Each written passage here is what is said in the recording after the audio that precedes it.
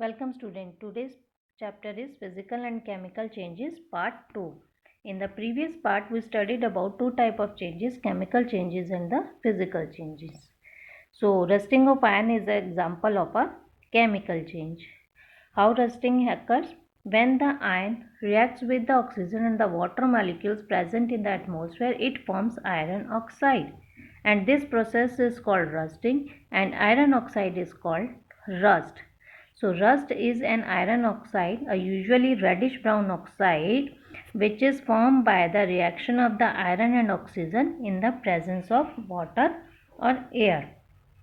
So here two conditions are necessary for rusting: presence of oxygen and presence of water. So we are taking a 3 test tubes A, B, C.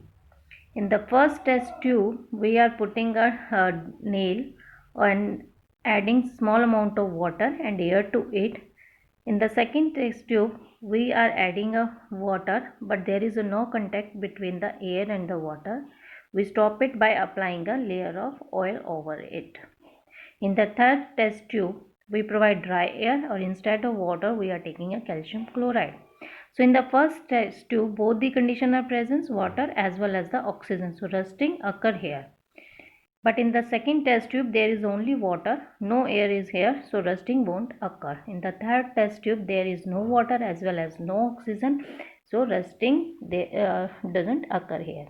So rusting requires both the condition, presence of oxygen and presence of water.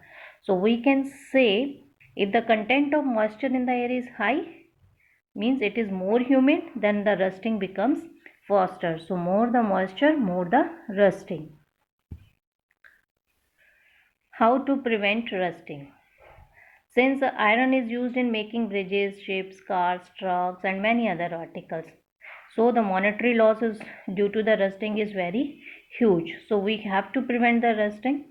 So how we can prevent the rusting? Prevent iron articles from coming in contact with the oxygen or water or both. So we can prevent it by applying a coat of paint or grease, or deposit a layer of chromium or zinc on the iron.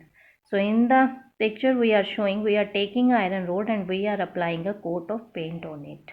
So there will be no direct contact with the water and the air. In the second we are applying a grease to the cycle tire and we stop the prevent the process of rusting.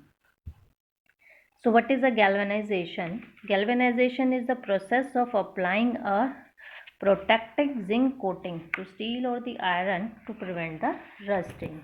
So in the process of galvanization, we deposit a layer of zinc on the iron. So best example is the iron pipes we use in our homes to carry water. They all are galvanized to prevent the rusting. So we can prevent the rusting by applying a coating of zinc to the steel or the iron. Again we can see the ships, they are made up of the iron and part of them remain under the water. But above the water, what happens? Water drops keep clinging to the ship's outer surface. But as we know, seawater is salty, and salty water always increases the process of rusting. Due to this, the ship suffers a lot of damage from the rusting. So what is the remedy for it? The fraction of the ship iron has to be replaced every year. We have to replace the fraction of ship's iron every year to stop the rusting. Again, stainless steel, which is made of mixing the iron with the carbon, chromium, nickel and magnesium.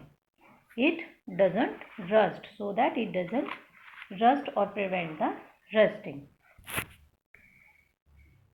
Crystallization. We can see the salt can be obtained by the evaporation of the sea water, but this salt is not pure and shape of the crystal cannot be seen clearly. So large crystal of the pure substances can be formed from their solution, and this process is called crystallization. Basically, what is a crystallization? It is a process whereby solid crystal are formed from the another phases, from either we can say typically a liquid solution or melt crystal. So crystal is a solid particle in which the constituent molecules, atom or ions are arranged in a fixed or the rigid shape. So we can see we are taking a beaker with the water and we add sulfuric acid to it, but very carefully. Now we will heat the water and add copper sulfate powder slowly and continuously stirring it. Continue adding copper sulfate powder till no more copper sulfate powder can be dissolved in this solution, and this is called the saturated point. When the copper sulfate powder will stop dissolving in it. This is the saturated point. Now allow this solution to cool and don't disturb the solution when it is cooling. And after some time you can filter this and you will see the crystals like this, which are properly pure and rigid in a shape. And now we can say it is a physical change, not a chemical change, because we were adding the copper sulfate powder and now we are getting a copper sulfate crystal. So no new substances formed here. So this is the process of crystallization. So what are the changes occur during the chemical changes? Heat is either absorbed or released, you can say. Next, light is absorbed or released. When we burn a log of wood, we can say heat is released and light is also released. The sound may be produced in the firecracker. We can hear the sound that they produced. Smell may given of rotten apple is the best example, or when you cook egg, that is another example. Color may change when we add a copper sulfate to the water, it may change the color. And new substances are formed in chemical changes. There are always new substances are forming.